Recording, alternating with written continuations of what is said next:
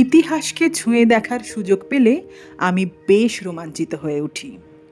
ঐতিহাসিক গুরুত্বপূর্ণ পর্যটন স্থানগুলি তো মানব সভ্যতার পথ নির্ধারণ করেছে। সেই পথকে এখনও এগিয়ে নিয়ে চলেছি আমরা, এবং আজকের দিনের কেন্দ্রবিন্দুগুলিই তো কালকের ইতিহাস হয়ে দাঁড়াবে এবং রোমাঞ্চিত করবে আমার মতনই মানুষদেরকে। ইচ্ছে হলো গল্পগুলোকে সুন্দর করে তাকে সাজিয়ে রাখার। এবারের গল্প নেপালের ৬০০ বছর প্রায় পুরনো ভক্তপুর দরবার স্কোয়ারকে নিয়ে। নেপালের কাঠমান্ডু ভ্যালিতে ৩টে দরবার স্কোয়ার পাওয়া যায়: কাঠমান্ডু দরবার স্কোয়ার, পাটন দরবার স্কোয়ার এবং ভক্তপুর দরবার স্কোয়ার। এই ৩টে দরবার স্কোয়ারের মধ্যে বলা হয় ভক্তপুর দরবার স্কোয়ার সব থেকে পুরনো এবং সব থেকে বৃহৎ। দরবার স্কোয়ার মানে যেখানে রাজারা বসবাস করতেন, এবং বলা যায় দরবার স্কোয়ার সেই এলাকার রাজনৈতিক, সামাজিক এবং ধার্মিক কেন্দ্রবিন্দু। ভক্তপুর দরবার স্কোয়ারকে নেওয়ার প্রজাতির কলা ও শিল্পের জীবন্ত মিউজিয়াম বলা হয়, যেখানে সূক্ষ্ম কাঠের কারুকার্য এবং শতবর্ষ পুরনো প্যাগোডা স্টাইল আর্কিটেকচার যুগে যুগে মানুষের মন কেড়েছে। এখানে মল্লা সাম্রাজ্যের রাজপরিবার বসবাস করত, যা বর্তমানে ইউনেস্কো দ্বারা স্বীকৃত। বাঁ দিকে প্রথমেই নজর কাড়ে সিঁড়ির দুপাশে বিশালাকার দুই সিংহ, যা গার্ডিয়ান লায়ন নামে প্রসিদ্ধ। বিলুপ্ত বাসন্তপুরা প্রাসাদের মূল দরজায় অবস্থিত দুই পাশের দুই মূর্তি বিশেষভাবে গুরুত্বপূর্ণ, যার বাঁ দিকে দেখা যাবে উগ্রচণ্ডী, যা হচ্ছে পার্বতী বা চণ্ডীর উগ্ররূপ, আর ডান দিকে উগ্র ভৈরব, ভৈরব বা শিবের উগ্ররূপ। এই দুই মূর্তি রাজা ভূপতেন্দ্র মল্লার দ্বারা স্থাপিত এবং দরবারের পশ্চিম দিকে অবস্থিত। বলা হয় পুরস্কার স্বরূপ এই মূর্তির কারিগরের 2 হাত কেটে নেওয়া হয়েছিল। হ্যাঁ, গল্পটা অনেকটা আমাদের তাজমহলের সাথে মিল যায়। এবারে এই 2 মূর্তির উল্টো দিকে মন দেওয়ার পালা। এখানে ভারতবর্ষের 4 ধামের প্রতিরূপ দেখতে পাওয়া যায়। ইয়াক্ষ মল্লা স্থানীয় বৃদ্ধা, দুর্বল, বিকলাঙ্গ মানুষের সুবিধা এবং মনের ইচ্ছা পূরণ করার জন্য এই প্রতিরূপ তৈরি করেন। এখানেই কেদারনাথ, বদ্রীনাথ, রামেশ্বর, জগন্নাথ মন্দির এবং দ্বারকা কৃষ্ণ মন্দির, এই সব মন্দিরের প্রতিরূপ দেখতে পাওয়া যায়। হিন্দু ধর্ম অনুযায়ী ভারতবর্ষের এই 4 ধামে তীর্থ করলে মানুষ স্বর্গ লাভ করে। তাই সাধারণ মানুষ যাদের পক্ষে এই তীর্থ করার সম্ভব ছিল না, তাদের কথা ভেবে রাজা এই 4 ধামের প্রতিরূপ প্রতিষ্ঠা করেন। আরেকটু এগিয়ে গেলে দেখতে পাওয়া যায় নেকাঞ্জিয়া লাইকা প্যালেস। নেপালি ভাষায় ঝ অর্থাৎ জাল নকশা করা জানলা, মানে এমন জানলা যেখানে জালি জালি নকশা করা হয়, আর নেকান অর্থাৎ কাঁচ। মুঘল সম্রাটের থেকে ভূপতেন্দ্র মল্লার রাজা এই একটি বিশেষ উপহার পান, সেটি হচ্ছে একটি কাঁচ, যা সেই যুগে অত্যন্ত দুর্লভ একটি বস্তু ছিল। এবং সেই প্রদর্শনীয় জানলার কাঁচ সেই যুগে বলা হয় শোভা বাড়াত এই প্রাসাদের, এবং বহু মানুষ সেই সময় এই কাঁচ পরিদর্শন করতে আসতেন এই জায়গায়। প্রাসাদের রাজপরিবারের সদস্যরা বসবাস করতেন এখানে। তার পাশেই ভক্তপুরের গোল্ডেন গেট অবস্থিত। এই গেটই তেলেজু মাতার মন্দিরের প্রবেশদ্বার। গেটের মাথায় তেলেজু মাতার খোদাই দেখতে পাওয়া যায়। তেলেজু মাতা মল্লা সাম্রাজ্যের কুলদেবতা ছিলেন, কিন্তু মাতার মন্দিরে ছবি তোলা নিষেধ। মন্দিরের একটি মাত্র কাঠ দিয়ে তৈরি প্রবেশদ্বারের সূক্ষ্ম কারুকার্য যে কোনো মানুষের বেশ কিছুটা সময় কাটতে বাধ্য। এই মন্দির শুধু দশেরার সময় খোলা হয় এবং এই সময় প্রতিদিন 108টা বলি দেওয়া হয়ে থাকে। গোল্ডেন গেটের ঠিক পেছনে একটি ভবন দেখতে পাওয়া যায়। কুমারী মেয়ে যাদের তেলেজু মায়ের অবতার মেনে পুজো করা হতো, এখানে সেই কুমারী মেয়েদেরই রাখা হতো।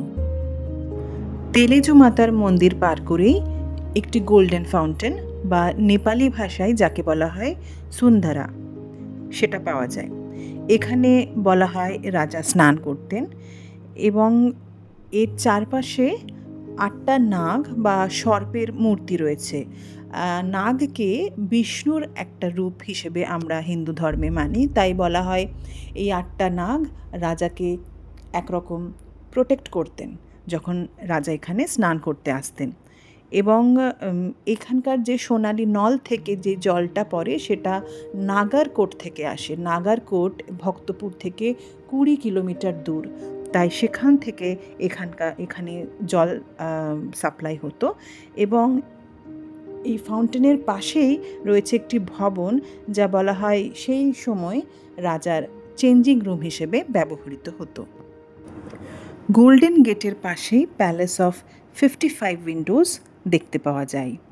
অনেকেই বলে এই প্রাসাদের ভেতর থেকে জানলার বাইরে দেখতে পাওয়া গেলেও বাইরে থেকে ভেতরে কিছু দেখতে পাওয়া যায় না। এই প্রাসাদের যে 55 উইন্ডোজ আছে বা জানালা, এই প্রত্যেকটি জানালা একে অপরের থেকে পৃথক। প্যাটার্ন বা সাইজ দুদিক থেকে কোনো মিল পাওয়া যায় না কোনো জানলার সাথে একে অপরের। এবং 55 উইন্ডোজ কেন?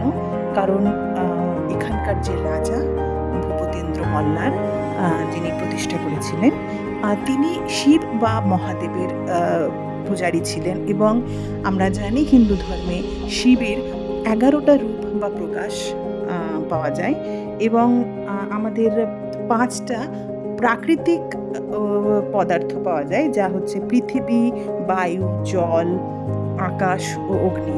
তাই ওই শিবের 11 ম্যানিফেস্টেশন বা শিবের 11টা প্রকাশ বা রূপ এবং এই যে 5টা পদার্থ, 11 আর 5 এই দুটো মাল্টিপ্লাই করলে 55 হয় এবং সেখান থেকে 55টা উইন্ডোজ এই প্রাসাদে পাওয়া যায় এবং সেই 55 উইন্ডোজের নামে এটাকে প্যালেস অফ 55 উইন্ডোজ বলা হয়। এই প্রাসাদের উল্টো দিকেই বৎসলা মন্দির দেখতে পাওয়া যায়।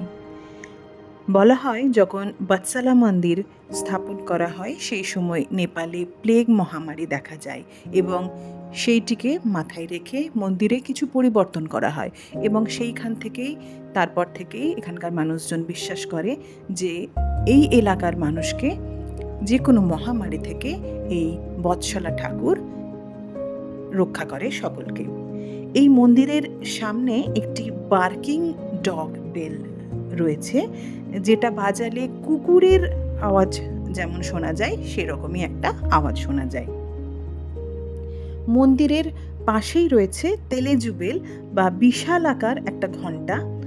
বলা হয় সেই সময় যোগাযোগ স্থাপন করার জন্য যে কোনো এমার্জেন্সিতে প্রজাদের সাথে একটা যোগাযোগ স্থাপন করার জন্য এই বেল বাজানো হতো, এই বিশাল আকার বেল বাজানো হতো এবং মানুষজন অবগত হতো সেই পরিস্থিতি সম্পর্কে এই বেলের আওয়াজ শুনে। বৎসলা মন্দিরের সামনেই রাজা ভূপতেন্দ্র মল্লারের করবদ্ধ ব্রোঞ্জের একটি বিনম্র সুন্দর স্ট্যাচু দেখতে পাওয়া যায়। এটি ইয়াকশাশবা মন্দির বা ভক্তপুরের পশুপতিনাথ মন্দির নামে পরিচিত।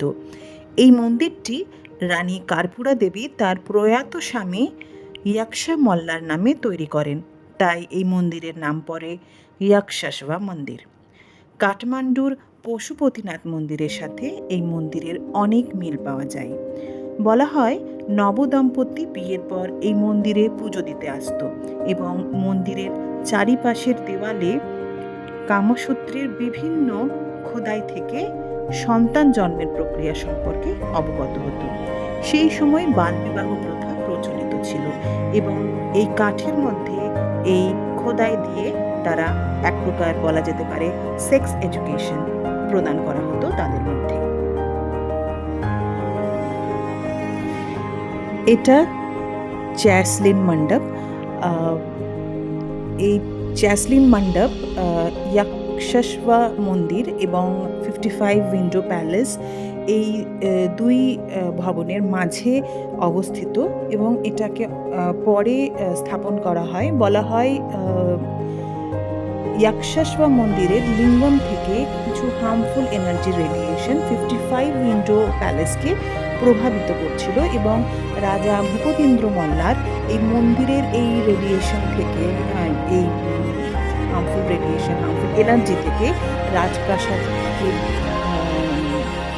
সুরক্ষিত রাখার জন্য এই মাঝে এই অক্টাগনাল শেপ, মানে এটার 8টা দিক আছে, অক্টাগনাল শেপের এই চ্যাসলিন মণ্ডপ স্থাপন করেন এবং পরবর্তী ক্ষেত্রে রাজা এই চ্যাসলিন মণ্ডপের দোতলে বসে যখন কোনো অনুষ্ঠান হতো সেখান থেকে বসে উনি এই অনুষ্ঠান দেখতেন। এটা শিলু মহাদেবের টেরাকোটা মন্দির, এই দরবারের সব থেকে উঁচু মন্দির। দশেরাতে শুধু একবার এই মন্দির খোলা হয়। শিলু নেপালের উত্তরে একটি পবিত্র লেকের নাম, সেই থেকেই শিলু মহাদেব এই নামটি পড়ে। 1934-এ ভূমিকম্পে যখন এই মন্দিরটা নষ্ট হয়ে যায় তখন এই মন্দিরের স্থানে একটি পাম্পকিন বা কুমড়োর আকারে একটি মন্দির স্থাপন করা হয়। কিন্তু 2015-য় যখন আবার ভূমিকম্পে এই মন্দির নষ্ট হয়ে যায় তখন 1934-এর আগে যেই শেপের মন্দির ছিল সেই শেপের মন্দির আবার এই স্থানে স্থাপন করা হয়। এই মন্দিরের সামনে আমরা দেখতে পাই কিছু গার্ডিয়ান অ্যানিমালস, যেমন সিংহ, হাতি, গরু, এবং এই মন্দিরের মহত্ব এই এলাকায় অনেক। এটি নেপালের সব থেকে উঁচু মন্দির। এর উচ্চতা হচ্ছে 108 ফিট এবং এটি স্থাপন করেন রাজা ভূপতিন্দ্র মল্লার। এটি একটি তান্ত্রিক মায়ের সাধনা করা হয় এখানে, সিদ্ধি মহালক্ষ্মীর মন্দির। স্থানীয় ভাষায় এটাকে বলা হয় নেতাপোলা। নেতাপোলা মানে হচ্ছে 5তলা মন্দির, কারণ এই মন্দিরটা 5তলা এবং এই মন্দিরের ওপরে যেমন 5তলা, ওই মন্দিরের তলাতে ফাউন্ডেশনও কিন্তু 5তলায় রয়েছে এবং এই মন্দিরটি 6 মাসের মধ্যে সম্পূর্ণ করা হয়। এই মন্দিরের একদম নিচে আমরা দেখতে পাই দ্বাররক্ষী, তার উপরে হাতি, তার উপরে সিংহ, তার উপরে গরু, তার উপরে মা কালী এবং সব থেকে উপরে সিদ্ধি মহালক্ষ্মীর মন্দির। বিশ্বাস করা হয়, বা এই যে এই পেছনে যেটা সিম্বলিক সেটা হচ্ছে একদম নিচে দ্বাররক্ষী সাধারণ মানুষের থেকে 10 গুণ বেশি শক্তিশালী, তার উপরে হাতি, দ্বাররক্ষীর থেকে 10 গুণ শক্তিশালী হাতি, হাতির ওপরে 10 গুণ শক্তিশালী সিংহ, সিংহর ওপরে সিংহের থেকে 10 গুণ শক্তিশালী গরুড় ভগবানের উপরে তার থেকেও 10 গুণ শক্তিশালী মা কালী, যে সিংহিনী বাঘিনী দুদিকে, এবং একদম ওপরে মা সিদ্ধি মহালক্ষ্মী। মানে মা সিদ্ধি মহালক্ষ্মী হচ্ছে সব থেকে বেশি শক্তিশালী এবং এই সব থেকে বেশি শক্তিশালী মা সিদ্ধি মহালক্ষ্মী, সেই বিশ্বাসটাই থেকেই মনে হয় এই যে আমাদের দেখেছি নেপালে যখন দুটো ম্যাসিভ আর্থকুয়েক হয়, একটা 1934-এ এবং একটা 2015-এ, এই দুটো ম্যাসিভ আর্থকুয়েকে অনেক ভবন নষ্ট হয়, অনেক বিভিন্ন দরবার স্কোয়ারে বিভিন্ন ধ্বংসাত্মক ছবি আমরা দেখতে পাই। কিন্তু এই মন্দির কিন্তু এই দুটো ম্যাসিভ আর্থকুয়েকেও কিন্তু সমানভাবে মাথা উঁচু করে দাঁড়িয়ে আছে এবং বিশ্বাস করা হয় যে মা সিদ্ধি মহালক্ষ্মী সব থেকে শক্তিশালী, এটাই তার প্রমাণ। কিছুটা এগিয়ে রয়েছে পটারি স্কোয়ার, যেখানে মৃৎশিল্পর বিভিন্ন জিনিস দেখতে পাওয়া যায়। চোখের সামনে কুমোরের শিল্প নির্মাণ দেখতে বেশ ভালোই লাগে। তাছাড়া এখানে রয়েছে বিভিন্ন সিঙ্গিং বাউলের দোকান। সিঙ্গিং বাউল একটি বিশেষ ধরনের বাটি যা 7টি ধাতুর মিশ্রণে বানানো হয় এবং যা থেকে আঘাত করে একটা গম্ভীর শান্ত সুর তৈরি হয়, যা মেডিটেশন, যোগা বা হিলিং প্রসেসের জন্য কার্যকরী। তাছাড়া এখানকার জুজুধাও ভীষণ প্রসিদ্ধ। জুজুধাও এখানকার আঞ্চলিক মানে নেওয়ারি ভাষায় যদি আমরা অনুবাদ করি, জুজুধাও মানে হচ্ছে দইয়ের রাজা। এটি মোষ বা বাফেলো মিল্ক দিয়ে তৈরি হয়। এখানে তাছাড়া অনেক বলিউড সিনেমার শুটিং হয়েছে, যেমন হরে কৃষ্ণ হরে রামা, কিসমত, ঘরওয়ালি বাহারওয়ালি, বেবি। সব মিলিয়ে এই 600 বছর প্রায় পুরনো জায়গাটা এখনো বেশ জীবন্ত এবং মানুষের আগ্রহ আগামী দিনে আরও জীবন্ত করে তুলবে এই জায়গাটা।